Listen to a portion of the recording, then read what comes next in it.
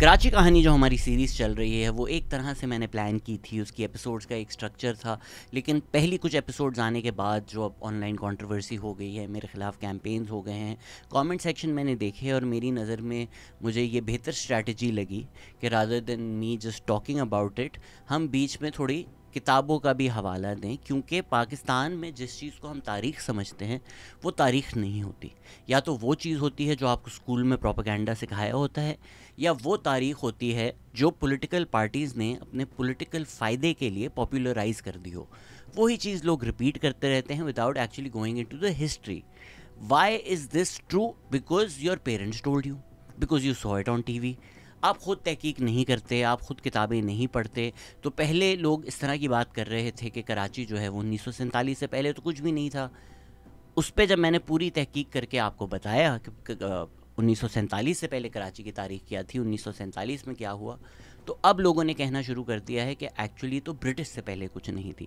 मैं आपको पहले भी एक लेजेंडरी इंसान का जिक्र कर चुका हूँ जो मेरी नज़र में कराची की एक लेजेंड है।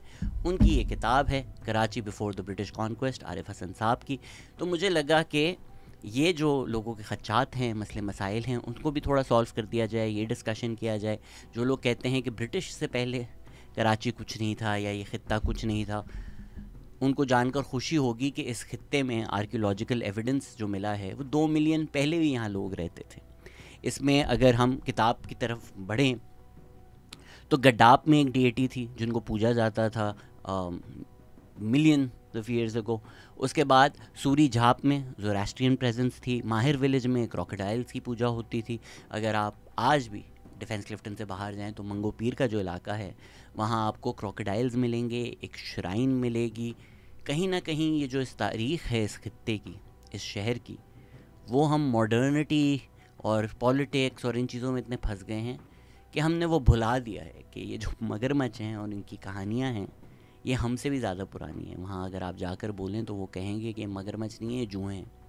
जो हमारे बाबा थे, जो हमारे श्राइन जिनकी है मंगो पीर पर, उन्होंने एक दफ़ा अपने बालों से जुएँ निकाल कर यूँ फेंकी तो वो ये मगरमच्छ बन गए। आज जहाँ बहरिया टाउन बना हुआ है वहाँ बुद्धिस्ट रिमेन्स होते हैं। वैसे तो सिंधी विलेजेस की भी वहाँ पे रिमेन्स हैं जो ये एक रियल एस्टेट हाउसिंग सोसाइटी बन गई है। हम सियासत और लसानी चीज़ों में इतने फंस जाते हैं कि हम ये चीज़ नहीं देखते कि भाई किस तरह गरीबों की ज़मीन चुरा कर आपने ये एक हाउसिंग सोसाइटी बनाई है। तो हम हाउसिंग सोसाइटी के साथ खड़े होते हैं, उनकी फ़ाइलें लेते हैं, अमीर एलीट को सपोर्ट करते हैं, गरीबों को नहीं सपोर्ट करते। खैर किसी ज़माने में यहाँ बहरिया टाउन में बुद्धिस्ट साइट्स होती थी। इसके साथ साथ इंडस वैली सिविलाइजेशन के भी आपको यहाँ ट्रेसेस मिलेंगे, सुनारी और अल्लादीनो जैसे एरियाज़ में।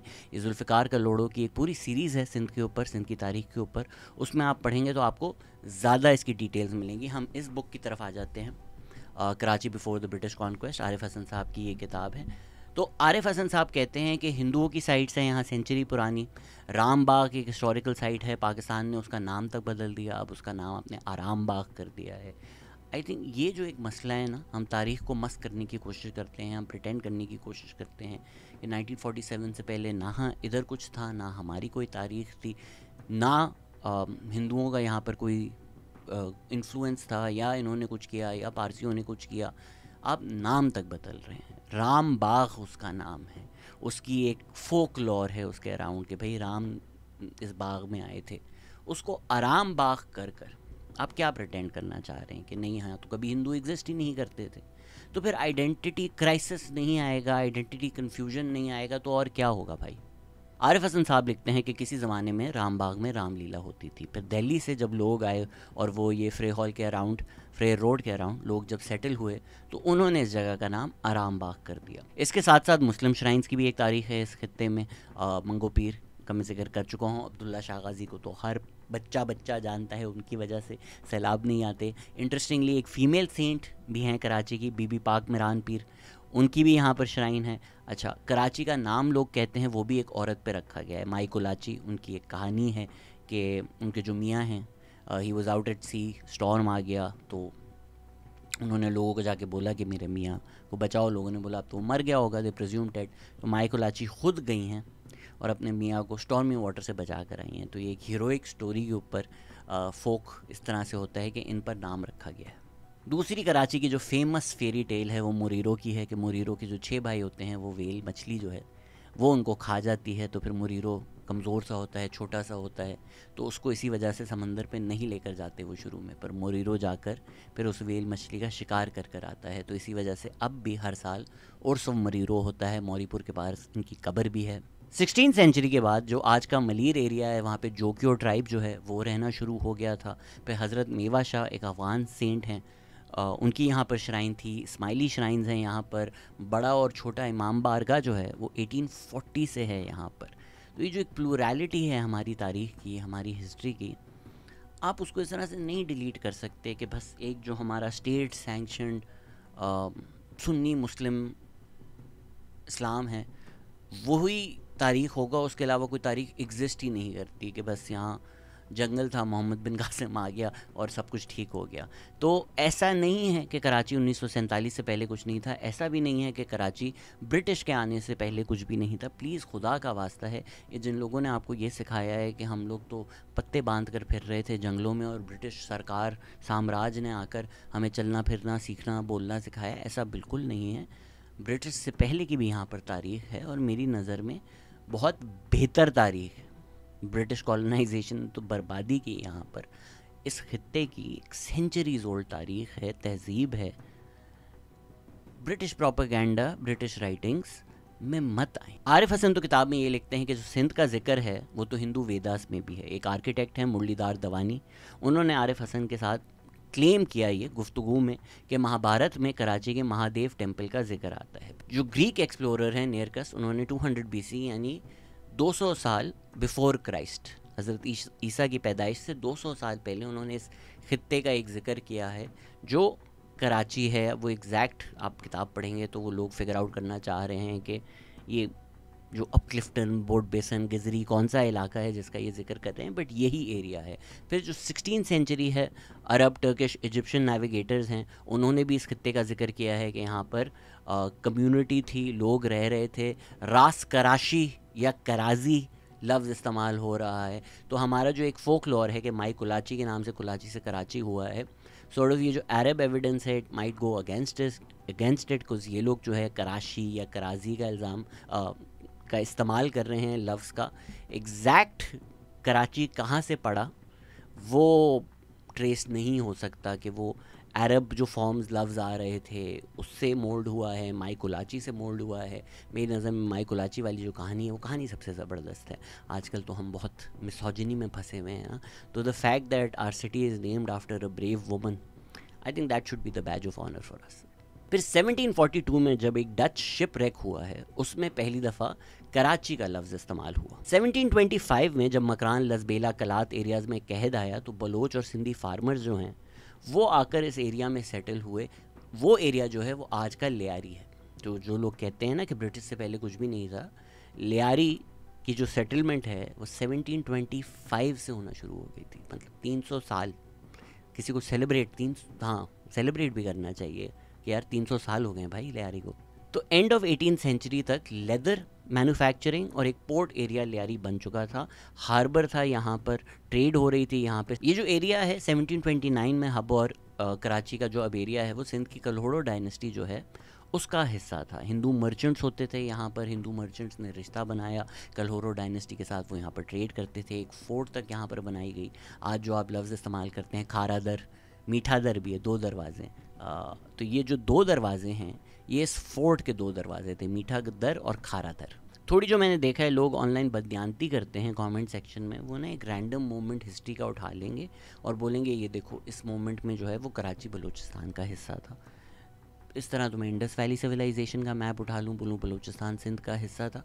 इन चीज़ों से कोई फ़ायदा नहीं होता। हाँ, आपको ऑनलाइन पॉइंट स्कोरिंग करनी है और जेन्युइनली कोई चीज़ नहीं समझनी, उसकी तारीख नहीं देखनी, तो शायद ये चीज़ सक्सेसफुल हो जाए और लोग इसलिए शेयर कर दें क्योंकि उनके जो प्री कंसीव नोशंस हैं वो उसी को कंफर्म करते हैं उस तरह से। तो हुआ ये था कि 1785 में कल्होड़ा डायनेस्टी और कलात के क्लैश हुए। कलात ने सक्सेसफुली कराची का फोर्ट टेक ओवर कर लिया। उसके कुछ अरसे बाद तालपुर जो हैं उन्होंने उसका कंट्रोल वापस ले लिया। इसका मतलब ये नहीं हुआ कि 1785 का आप मैप उठाकर देख लें और बोलें हमेशा कलात का हिस्सा था। देखें, ये जो नेशन स्टेट्स का आइडिया है ये बड़ा रीसेंट है। पहले इसी तरह होता था कि ट्राइब्स होते थे, डायनेस्टीज़ होते थे, वो कभी कोई टेरिटरी ले लेते थे, कभी कोई टेरिटरी उनके हाथ से निकल जाती थी।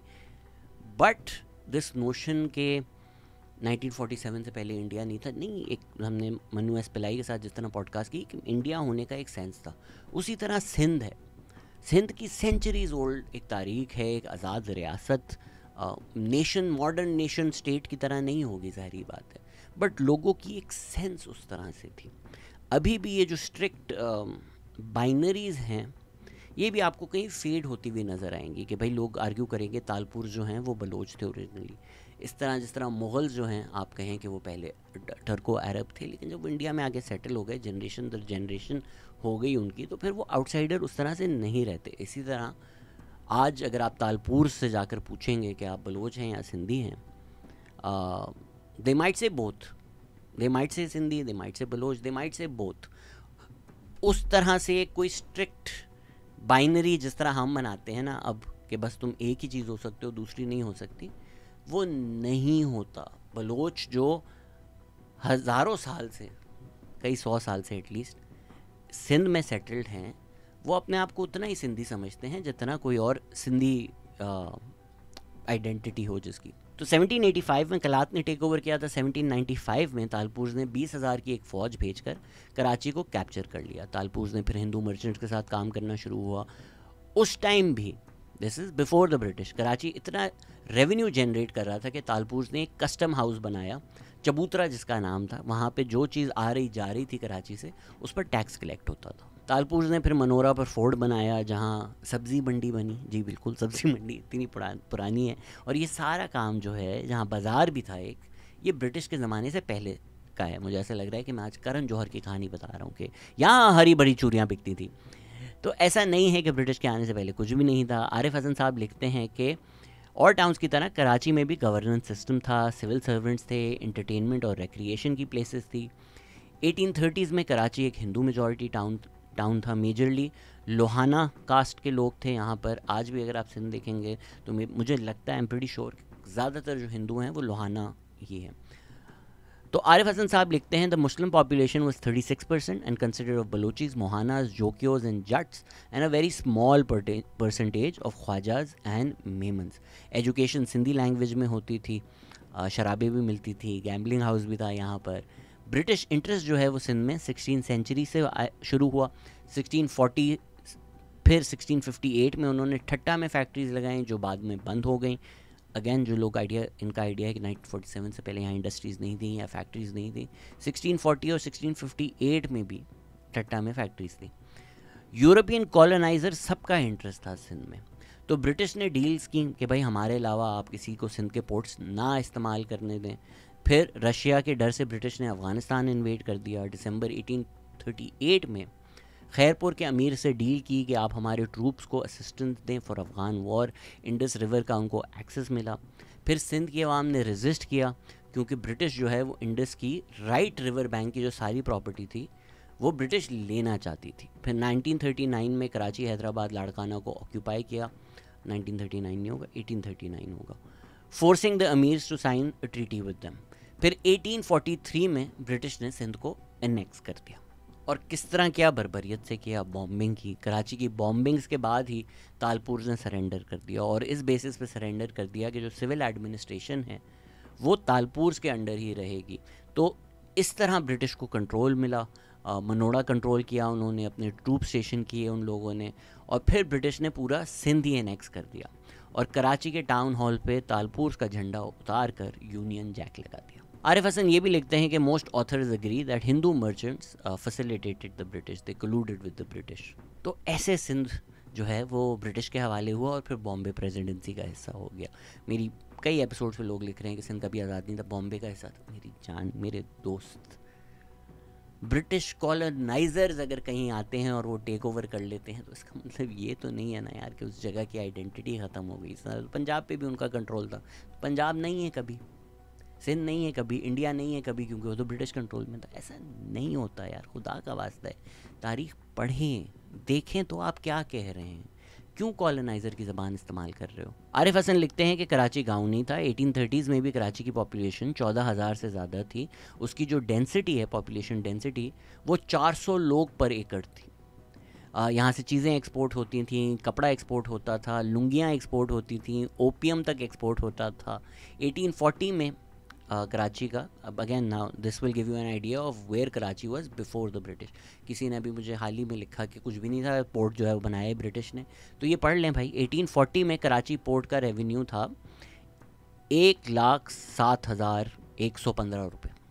अब मुझे नहीं पता ये मॉडर्न उसमें क्या होगा, अगर कोई इसमें महारत हासिल करता है कि 1840 का 1 लाख रुपए की आज अहमियत क्या है, तो उसका आपको एक आइडिया हो जाएगा कि ब्रिटिश के आने से पहले भी किस तरह कराची पोर्ट, कराची शहर, कराची कम्युनिटी, कराची के लोग एक थ्राइविंग कॉमर्स का एरिया था। तो इस छोटी सी कराची कहानी के एपिसोड का यही मकसद था कि कई मैं कमेंट्स देख रहा था कि कई ऐसी बातें हैं जो फेमस कर दी गई हैं, उनका मैं किताबों से आपको हवाला दूं, वन ऑफ माई फेवरेट लोग जो हैं उनकी किताब से हवाला दूं। इसी तरह कराची कहानी मैं सुनाता रहूँगा, और जो मेरी ओरिजिनल प्लान सीरीज़ थी उसका स्ट्रक्चर मैं थोड़ा चेंज कर रहा हूँ, और इसी तरह बीच बीच में आपको किताबों के हवाले देकर, मुझे जो पिछली एपिसोड आई उससे मैं बड़ा खुश हुआ। मुझे लग रहा था कि वो बातें अगर मैं ख़ुद करता तो लोग बड़े नाराज़ हो जाते, बट क्योंकि मैंने मेकिंग ऑफ एग्ज़ाइल जो है नंदिता भवनानी की किताब जो है वो आपको बताई, तो लोगों ने बड़ा अप्रिशिएट किया, और लोगों के लिए काफ़ी वो सरप्राइजिंग भी था। ये तारीख़ उनको नहीं पता थी, तो हो सकता है ये तारीख़ भी जो है वो आपको ना पता हो। अगली भी जो एपिसोड होगी वो एक किताब के ऊपर होगी। फिर हम जो वो प्रेजेंट इश्यूज़ जो सारे हैं जो मैंने प्लान किए थे ओरिजिनली कराची कहानी, उस पर भी आएंगे, और जो एक और लोगों का रिजर्वेशन आया है उसको भी दूर करेंगे इंशाअल्लाह।